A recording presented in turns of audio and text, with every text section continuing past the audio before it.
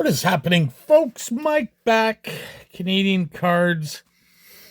Was fortunate enough to attend a card show with your friend and mine, Stephen with the PH. We were in Hamilton together. We met up for a little bit. Picked up one item at the show, and Stephen got me some gifts. So, got me this cool boxing card. I have to do some research, but it looks like it's from at least a photo of Olympics in 1952. Not too sure.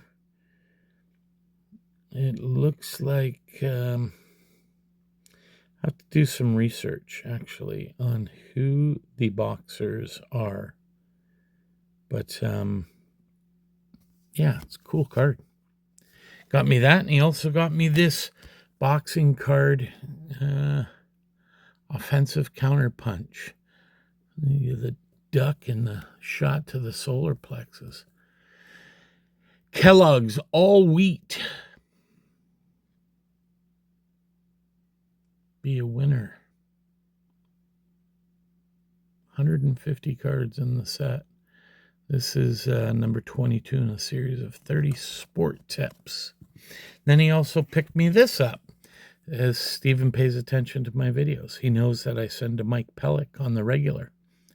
So he picked me this up. Is this either Vancouver or Philadelphia Blazers? I don't know, because that is Vancouver. They started in Philly and moved to Vancouver. So yeah, he lives in Toronto. And then Stephen and I each picked up something. I won't say nothing about his because I know his is a gift. But I got this 1964 Boston Red Sox program. Now, I was pretty excited when I got home because when I opened it up to the middle section, now it's not dated, so a lot of these programs back in the day were, generalized, and then they would change the inner scorecard. But this shows, look at Richardson, Kubek, Maris, Mantle.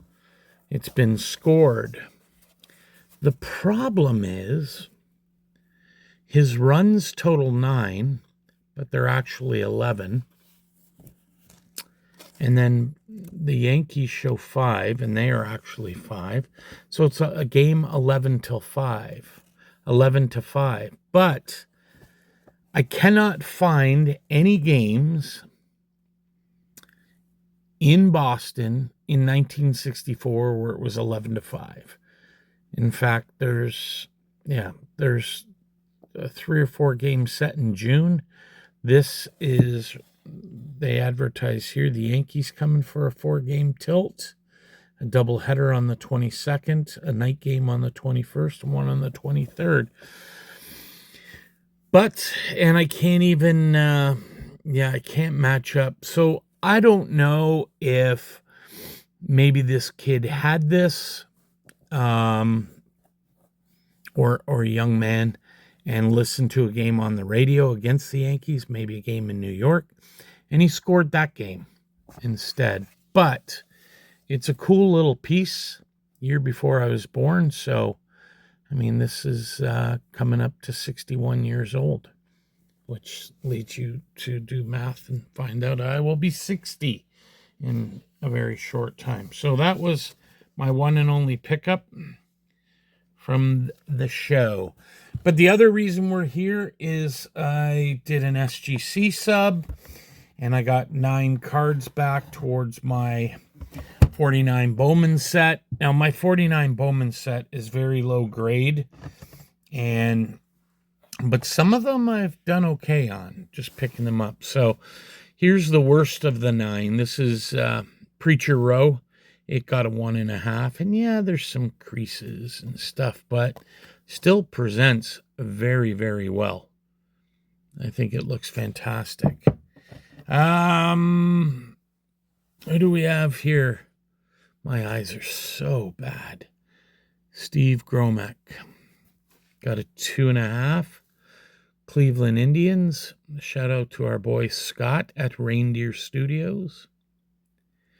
A 2.5, not too shabby. This one is Mr. Vic Raschi, and it got a 3. And as you can tell, these grades are getting better. So I just pull the cards out of their slot in the pages at random. Eventually, I'd like to have the whole set graded. I mean, that Preacher row I probably should have upgraded, but that's okay.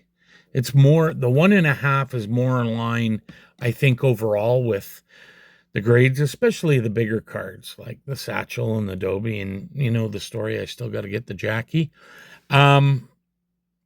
Pete Reiser,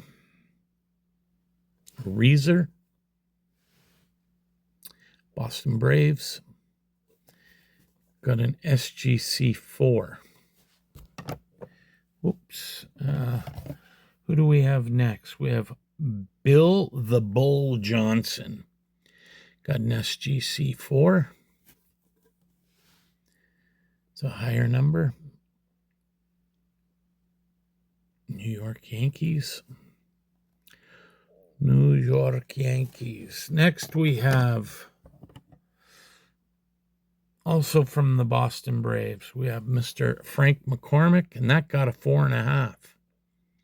Just had a discussion with a guy who bought a 1949 Alvin Dark, and he said, something this old shouldn't look this good. Is it possible? And I said, yeah, I mean, his card was probably in the 4 to 5 range. I said, they're definitely out there.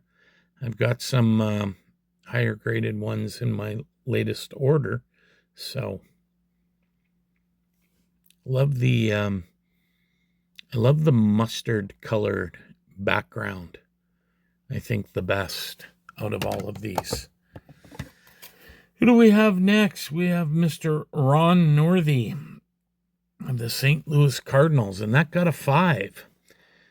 So yeah, I mean, we're talking 76 years old. This card is, and it garnered a 5. I'm good with that. I'm very good with that. Also got a 5. We have Marino Perfetti. I guess of the Chicago White Sox, is it? Yep. Don't know him, but that got a 5. And then last, but certainly not least, of the 9 cards I sent, I got another Boston Brave, and it's Mr. Bob Elliott. And I believe they list this as his rookie card. Maybe not. Maybe not. I don't know if he was in the Leaf set or anything before. But, I mean, that came back a 6. So, I mean, if I get 2s to 3s when I grade them, I'm happy. You know, obviously the average grade will be askew because of, you know, a 6 for this and a 5. So when they see my Satchel at 2, which I'm hoping to upgrade, and some of the other ones, my Dobie and Snyder, I think this is a set that, you know, once I do complete it, I don't know if it's something that I want to upgrade even more. Do I want to get higher? You know, if I pick up a Jackie in Strongsville and I get it in a 1.5 or a 2, do I then take it the next year and trade up for it and get something higher and throw in some cash?